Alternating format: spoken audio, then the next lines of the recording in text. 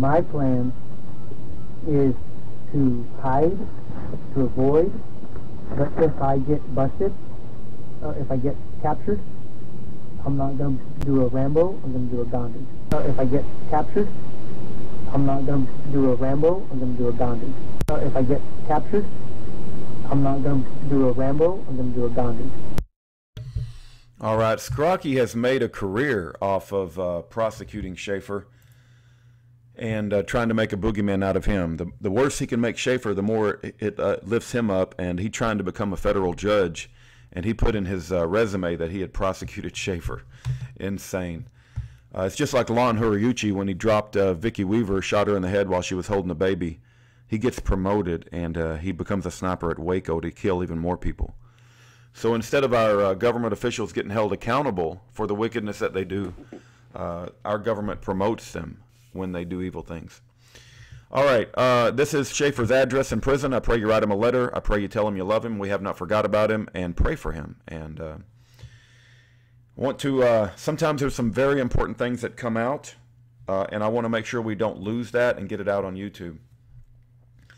All right, this is a video that says Schaeffer Cox answers Amy's questions about the 241 plan. I also put this video up, answering Amy, is Schaeffer Cox guilty of course conspiring to commit murder? So I pray that you look at these two videos in regards to the 241 plan. You got the title over here and you got the title over here, so you should be able to find it on YouTube. That's important for understanding Schaeffer's position on the 241 plan. Then you also have these two videos, Schaeffer Cox on the weapons charges. Well, I think these are duplicates, actually. But Schaeffer Cox on the weapons charges, he goes into great detail on all the weapons charges.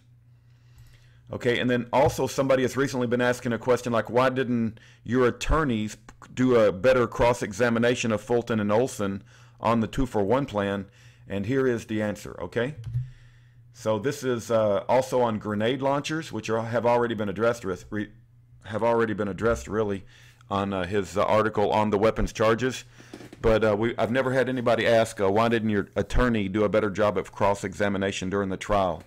So Schaeffer addresses that, but let's read it together.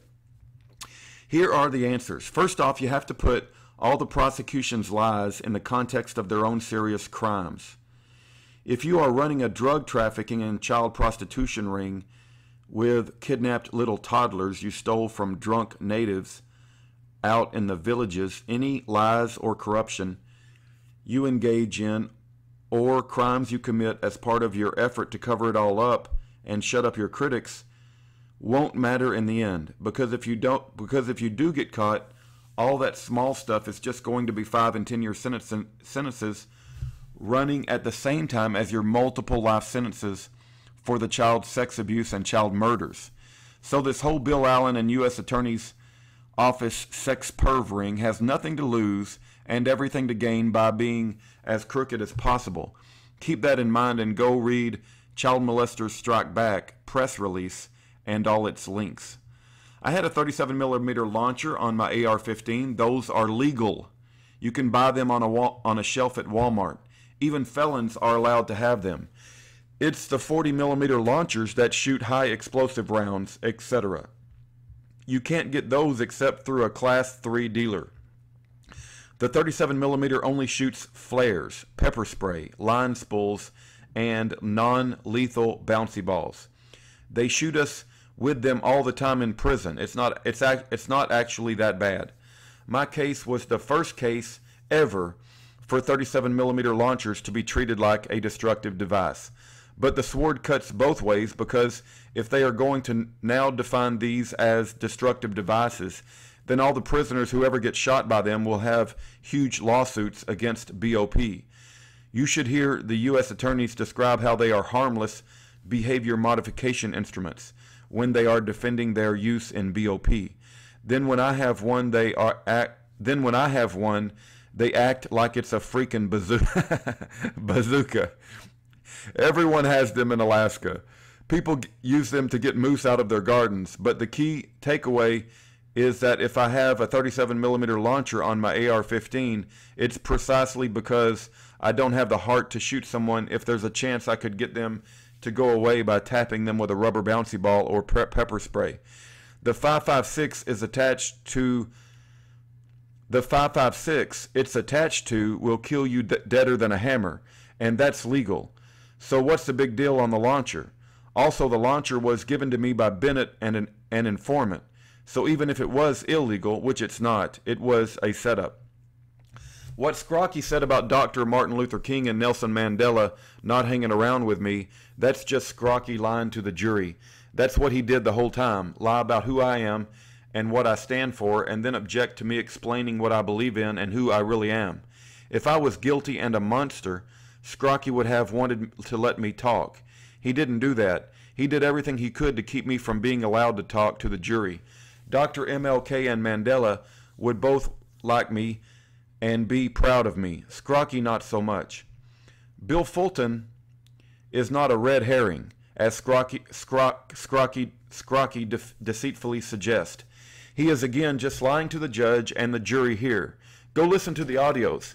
Not only did Fulton violently assault Les with a knife after we said we didn't have a plan, he then sent credible death threat ultimatums to me in February of 2011, which is what caused me to pack up and leave the country.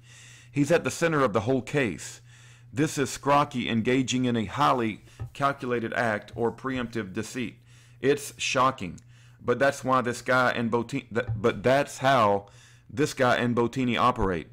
That's why the Alaska legislature passed a resolution asking the Bar Association to disbar them. It didn't work. They are too entrenched. But it shows that everyone knows they are a bunch of commie propaganda artists sending innocent people to prison with lies. See if you can find the email I sent called Inversionary Projections of Guilt. It explains how they get a rush of self-infatuated delight out of doing sneaky, crooked stuff like this. It's like when they get off on how slick they are and how they are above the law and superior to everyone else. It's satanic. And remember, Satanists don't worship Satan. They worship themselves and their own smarts.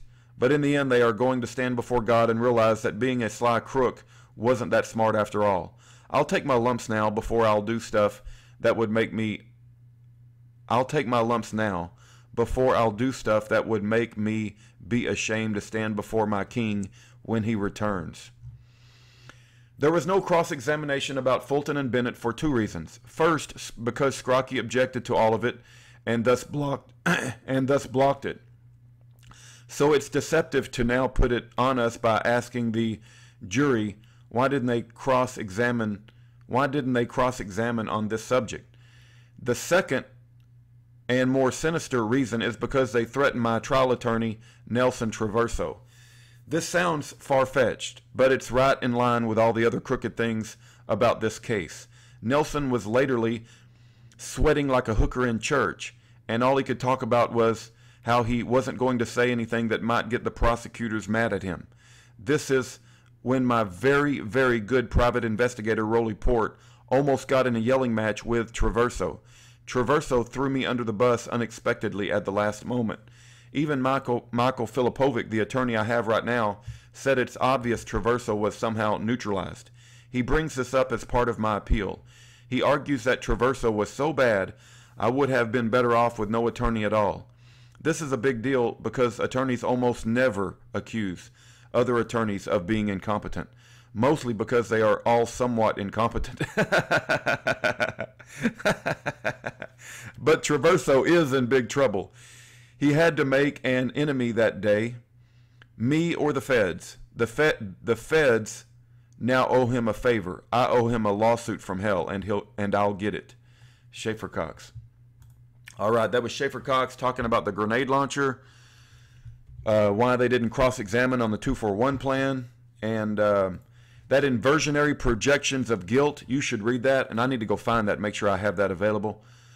And we praise God for the life and testimony of Schaeffer Cox. He is so articulate. It is absolutely insane how he can remember all this from prison. Also, he talks about how Scrocky is an absolute monster.